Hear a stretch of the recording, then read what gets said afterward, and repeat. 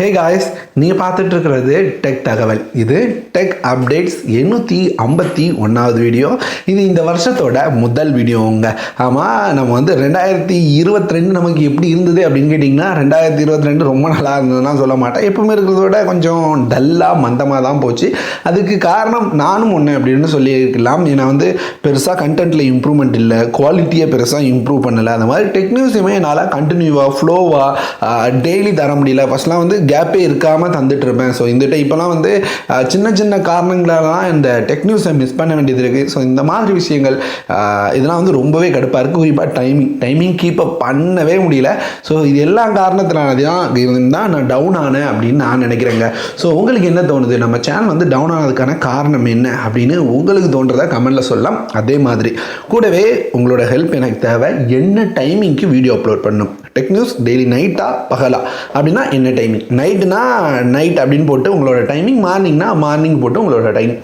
எல்லா டைமிங்குமே வந்து நீங்கள் அப்லோட் பண்ணுங்கள், சொல்லுங்கள். நான் வந்து அதிகமாக வந்துருக்கதா முடிஞ்சால் போல் வைக்கிறேன். இல்லைன்னா ஒரே டைமிங் தான் ரொம்ப அதிகமாக வந்துருச்சு அப்படின்னா முடிஞ்ச அளவுக்கு கரெக்டாக அதில் போட ட்ரை பண்ணுறேன். பார்ப்போம் முடியுதான்றதை. ஸோ நீங்கள் வந்து அந்த கொஸ்டினுக்கு மட்டும் பதில் சொல்லிடுங்க. இப்போ நிறைய அப்டேட்ஸ் இருக்குங்க, என்னென்னு பார்க்கலாம் வாங்க.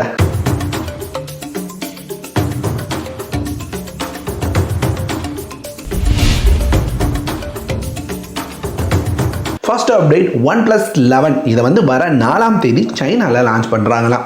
லான்ச் பண்ணுறதுக்கு முன்னாடி நமக்கு வந்து இந்த மொபைல் எப்படி இருக்கும் அப்படின்ற தெளிவான டீட்டெயில் வந்திருக்கு. இங்கே இந்த மொபைல் அப்படின்னு பார்த்தீங்கன்னா பார்க்குறதுக்கு டிசைனில் இருந்ததை விட, அதாவது இமேஜ் லீக்ஸில் இருந்ததை விட ரொம்பவே நல்லா இருக்குது. இதனோட லைவ் இமேஜ் லீக்ஸ் ஏன்னா ரொம்பவே கிளாஸி ஃபினிஷாக டிசைன் பண்ணியிருக்காங்க. அது பார்க்குறதுக்கு ரொம்பவே யூனிக்காக இருக்குது. ரொம்ப நாளைக்கு முன்னாடி பார்த்த மாதிரியான ஒரு டிசைனாக இருக்குது. அதே மாதிரி கர்வ் டிஸ்பிளேயோட கொடுத்துருக்காங்க. கடுப்பாக இருக்கிற விஷயம் என்ன தெரியுமா?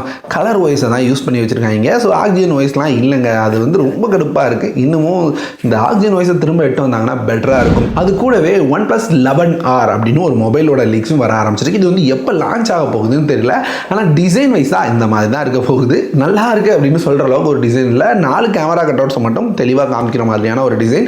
இந்த இன்ஃபினிக்ஸ்லாம் பார்த்த மாதிரி அந்த 4 கேமராஸ் மட்டும் கொஞ்சம் எலிவேட் ஆகி இருக்கிற மாதிரியான ஒரு டிசைன். ஸோ ஓகேனா ஒரு டிசைனாக இருக்குது. இதில் வந்து ஸ்னாப்ட்ராகனோட 8+ Gen 1 யூஸ் பண்ண போகிறாங்களாம். ஆனால் வந்து இது வந்து அண்டர் கிளாக் பண்ண 8+ Gen 1 சொல்கிறாங்க. இதுக்கு ஸ்னாப்ட்ராகன் 8 Gen 1 யூஸ் பண்ணிட்டு போயிடலாம். அது என்ன 8+ Gen 1 சொல்லிட்டு அண்டர் கிளாக் பண்ணியிருக்கீங்கன்னு எனக்கு புரியல. ஸோ இந்த மாதிரி ப்ராசரோட OnePlus 11Rம் அடுத்து லான்ச் ஆக போகுதான். அடுத்து கொஞ்ச நாளாகவே ஒரு நியூஸை பார்த்துட்டு இருக்கோம். இந்தியாவில் டைப் சி மட்டும் தான் யூஸ் பண்ணும் அப்படின்னு சொல்ல போகிறாங்கன்னு.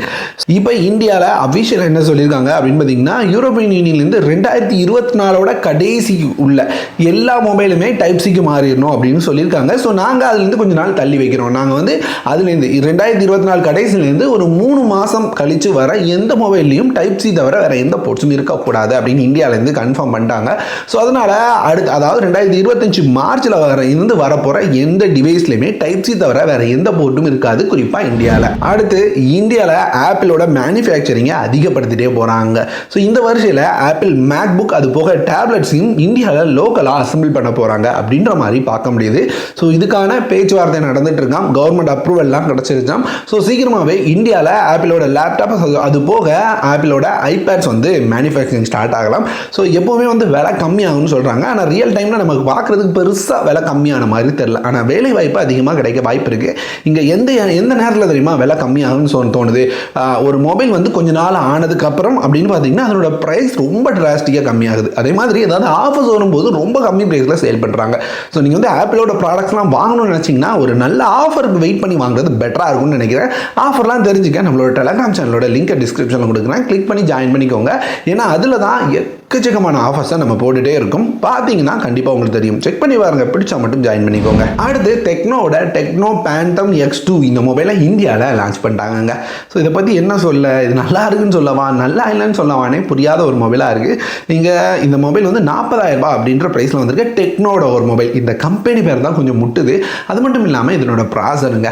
இந்த மொபைலில் 6.8 இன்ச்சஸ்க்கான AMOLED 120 Hz ரிஃப்ரெஷ் ரேட்டில் டிஸ்பிளேயோட Gorilla Glass Victus ப்ரொடக்ஷன் கொடுத்துருக்காங்க. MediaTek Dimensity 9000 அப்படின்ற ப்ராசரோட 8GB RAM, 64 MPக்கான மெயின் கேமரா வித் OIS சப்போர்ட்டோட கொண்டு வந்திருக்காங்க. 32 MPக்கான front camera, in display fingerprint sensor இருக்குது. 5160 mAh பேட்டரி, 45 வாட்க்கான ஃபாஸ்ட் சார்ஜிங் சப்போர்ட்டோட இந்தியாவில் லான்ச் பண்ணியிருக்காங்க. ப்ரைஸிங் அப்படின்னு பார்த்தீங்கன்னா 40,000 வாங்க. ஸோ இங்கே ஒரு ஃப்ளாக்ஷிப் மொபைலை நம்ம எதிர்பார்க்குறது குறிப்பாக அந்த high end flagship Snapdragon Snapdragon processor அது இதில் மிஸ் ஆகுது. வயர்லெஸ் சார்ஜிங் அதுவும் இங்கே மிஸ் ஆகுது. ஸோ ஒரு பெரிய பிராண்டில் இது மிஸ் ஆகுது அப்படின்னாலே 40,000 ரூபா ப்ரைஸ்க்கு வாங்கும்போது நம்ம ரொம்ப யோசிப்போம். ஸோ டெக்னோ மாதிரியான ஒரு பிராண்ட் கண்டிப்பாக இதை கொண்டு வந்திருக்கணும் அப்படின்றது என்னோட எண்ணம். சரி, மீடியாடெக் கூட கொடுத்துட்டீங்க, அந்த வயர்லெஸ் சார்ஜிங் ஃபாஸ்ட் சார்ஜிங்காவது நீங்கள் எட்டு வந்திருக்கலாம், வராது பெரிய தப்பு தான் அப்படின்னு எனக்கு தோணுது. இதை காம்பன்சேட் பண்ணுற வகையில் அவங்க என்னென்ன கொடுக்குறாங்க அப்படின்னு பார்த்தீங்கன்னா, முதல்ல 6 மாதத்துக்கு நோ காஸ்ட் இஎம்ஐ கொடுக்குறாங்க. ரெண்டாவது, இந்த மொபைலை நீங்கள் வந்து முதல் வாங்குற 100 பேருக்கு மட்டும் எக்ஸ்ட்ரா பாயிண்ட்ஸ் தரும் அப்படின்னு சொல்கிறாங்க. அதாவது ப்ரீ ஆர்டர் பண்ணுற முதல் 100 பேருக்கு மட்டும். ஸோ இந்த பாயிண்ட்ஸ் யூஸ் பண்ணி நம்ம வந்து பேந்தம் X3 வந்து அப்கிரேட் பண்ணிக்கலாம் ஃப்ரீயாக, எந்த வித காஸ்ட்டும் இல்லாமல் அப்படின்னு சொல்கிறாங்க. ஸோ நியூஸை பார்க்குறதுக்கு முன்னாடி எனக்கு தெரிஞ்சு 100 ப்ரீ புக்கிங்லாம் போயிருக்குன்னு நினைக்கிறேங்க. அது மட்டும் இல்லாமல் டெக்னோ 1000 நினைக்கிறேன், நம்மளோட டெலகிராம் சேனலில் ஷேர் பண்ணியிருக்கேன். இந்த மொபைல் ஆஃபரில் டெக்னோ 1000 அப்படின்ற கூப்பனை யூஸ் பண்ணுறது மூலமாக ஒரு 1000 ரூபாய் கம்மியாகும் அப்படின்னு சொல்கிறாங்க. ஸோ வேணும்னு நினச்சிங்கன்னா செக் பண்ணி பாருங்கள். அடுத்து ஃபயர்போல்ட்லேருந்து ஃபயர்போல்ட் ராக்கெட் அப்படின்ற மாதிரியான ஒரு ஸ்மார்ட் வாட்சை லான்ச் பண்ணியிருக்காங்க. 2500 ரூபாய் ப்ரைஸ் செக்மெண்ட்டில் ஒரு ரவுண்ட் டயல் இருக்கிற மாதிரி ஸ்மார்ட் வாட்ச். நிறைய பேருக்கு வந்து அந்த ரவுண்ட் டயல் ரொம்ப பிடிக்குங்க. ஸோ இது வந்து 1.3 இன்ச்சஸ்க்கான டிஸ்பிளேயோட வருது. கூடவே நம்ம எப்பவுமே எதிர்பார்க்குற மாதிரியான அந்த heart rate monitor, sports tracking, அந்த மாதிரி வாய்ஸ் ரெசிஸ்டன்ட், ஐபி ரேட்டிங் இது எல்லாமே கொடுத்துருக்காங்க. கூடவே உங்களால் காலும் பேசிக்க முடியும், ப்ளூடூத் கால் அப்படின்னு சொல்லியிருக்காங்க. ஸோ 2500 ரூபாய்க்கு ஒரு சர்க்கிள் டயலோட வாட்ச் வேணும்னு நினச்சிங்கன்னா செக் பண்ணி பாருங்கள், பிடிச்சிருந்ததுன்னா பை பண்ணிக்கோங்க.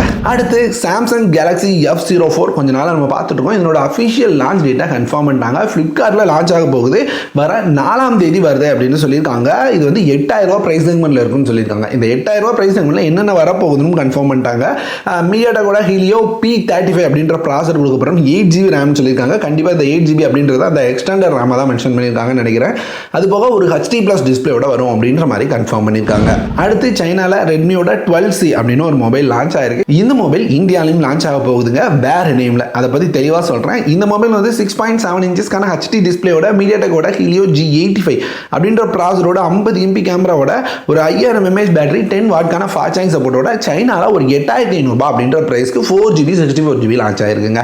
ஸோ இந்தியாவில் இந்த மொபைல் POCO C50 அப்படின்ற நேமில் வரப்போகுதுன்னு நினைக்கிறேன். ஜனவரி 5ஆம் தேதி லான்ச் ஆகுதுன்னு நினைக்கிறேன். டேட்டை வந்து கரெக்டான டேட்டை கீழே போடுறேன் பாருங்கள். ஸோ இப்படி லான்ச் ஆக போகிற இந்த மொபைல் சைனாவில் 8500 ரூபாய்க்கு லான்ச் ஆயிருக்கு. இந்தியாவில் ஒரு 10,000 ரூபாய் வரைக்கும் லான்ச் ஆக வாய்ப்பு இருக்குது.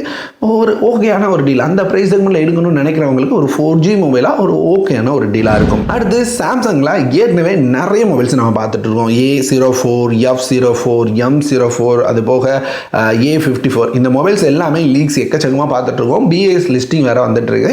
ஸோ இப்படி இருக்கும்போது A34 இந்த மொபைலும் இப்போ லீக்ஸ் வேறு ஸ்டார்ட் ஆகிருக்கு. டிசைன் வைஸாக பெருசாக வித்தியாசம் இல்லை, இதுக்கு முன்னாடி பார்த்த மாதிரியான டிசைன் இந்த மாதிரியான ஒரு டிசைனில் தான் இருக்கும் அப்படின்ற மாதிரி சொல்கிறாங்க. அது போக இதில் ரொம்ப முக்கியமான விஷயம் என்ன தெரியுமா, இந்த மொபைல்ஸ் எல்லாமே இந்த ரெட்மி, ரியல்மி மாதிரி மொபைல்ஸ்க்கு போட்டிக்கு வரப்போகுதுன்னு நினைக்கிறாங்க. ஏன்னா இதில் வந்து மீடியாடெக் டைமென்சிட்டி 1080 ப்ராசர் 90 ஹெட்ஸ்க்கான ரிஃப்ரெஷ் ரேட் உள்ள ஒரு AMOLED டிஸ்பிளேயோட ஒரு 25 வாட் ப்ளஸ் ஃபாஸ்ட் சார்ஜிங் சப்போர்ட்டோட வரும் அப்படின்னு சொல்கிறாங்க.